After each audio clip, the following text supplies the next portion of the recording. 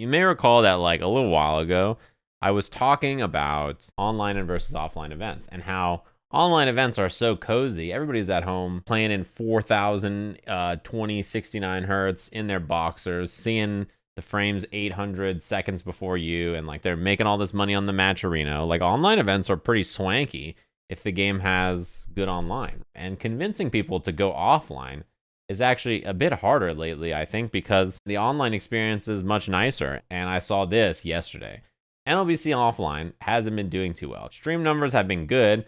Match arena pots have been high for an 8 to 12 man tournament, but the store has been kind of empty. What's happened? And he like expands on this like, I assume it's some of these things, and he's asking questions. I think this is kind of what I expected as well. My favorite thing is Min, who, if you guys don't know, he's a TO and he's part of Team Spooky, and he's fucking hilarious. I love Min. He just goes, pretty sure there was a conversation about holding offline NLBC on a different day from online to avoid cannibalizing our own events, but here we are. Like, this is the most East Coast tweet I've ever seen. He just pulls up and was like, well, I told you this shit was gonna happen. I think most of us assume this is gonna be a problem. I used to go to locals all the time. Back before Super Arcade closed, I used to go to Super Arcade Wednesday, Thursday, and Friday of every week. Right now, I mean, I wouldn't go probably. I think one, some people are still worried about COVID. Obviously, it makes a lot of sense, right? They don't want to just cram into whatever venue, be neck deep, feet first, next to all these gamers with COVID being a concern. Being there all night takes forever. Like, the thing about Wednesday night fights, the joke was that it was Thursday morning fights because the event would last from like 5 or 6 the day before and it would end at like 1 or 2 in the morning the next day. I mean, that's a real thing. And if you have work, that's something you maybe don't want to do. It's also expensive. Like, it costs you gas money, which right now is rough. It costs you venue fee. It costs you food, probably, if you're going to go out and hang out with people and have dinner or food. It costs you parking, maybe, right? Like, you just get a similar experience at home, right?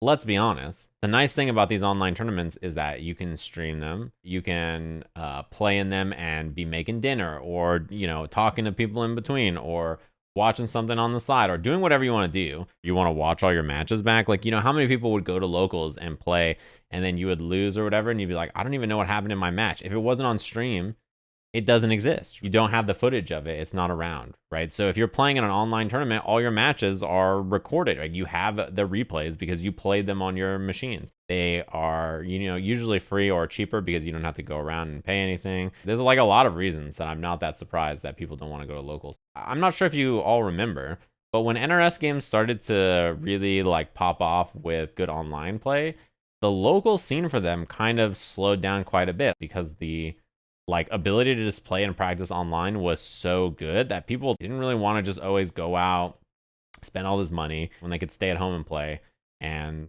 the practice was just as good, right?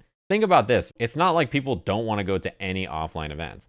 Combo Breaker, right? Strive has already passed what the largest tournament was previously for any game at the event, right? So the numbers for Combo Breaker, and I assume CEO and Evo, are absurd. They're talking about hotels selling out really quickly. They're talking about how everybody's hype and really excited to go to offline events. So you look at the big majors and everybody is like, yeah, this is it. Like, you know, there's going to be so many people. Everybody wants to go to these big events again, right?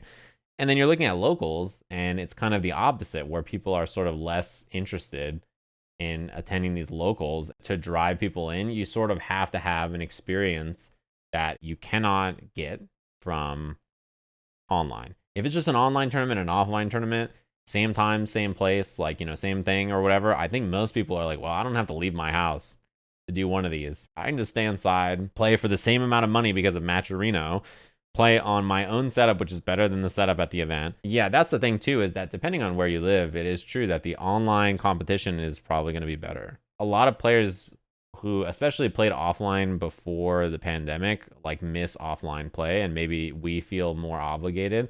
But I feel like especially people who didn't have much experience or like bonds or friendships with people who are like, oh yeah, I want to go see the homies and like play games with them. You know, that experience, if you don't have that, like, there's not really a draw. Like, if I'm not going to go to Super Arcade and then play games all night and then go get pastrami fries after with Kizzy, like, do I really want to, you know, go play offline when I could stay at home? There were some suggestions in the comments that I liked. Some people were saying that they have switched their weeklies or whatever to bi-weekly or monthly, where everybody comes out and it's like a big gathering that makes it different from just having a weekly where it's like the same thing every week. So you run the weekly online and then you have a monthly that's offline. But I also think you can incentivize it in other ways too, like making events more focused on people just getting games or like having an experience that's unique. So offering something there that is not just a tournament. Yeah, that's another way to do it too, is incentivize the locals by having TWT dojo style stuff. I mean, yeah, so many of the offline events that used to happen are not around as much anymore. So there's actually like less majors than there used to be too. It used to be that every weekend was a major or like a large regional. So you never really had space to run locals on the weekend because like it would overlap with that. And now it's not really the case. As an organizer, you also sort of have to adapt in your own way. Like NLBC, Spooky's channel has been doing like well running these weekly online events. But the problem is the venues. Venues that previously held FGC events that are now not going to be having them weekly or whatever, that's the problem. But it's also hard to find a good venue, I would imagine, right now anyway, for most people. It's a weird position we're in, you know? Listen. Uh-oh.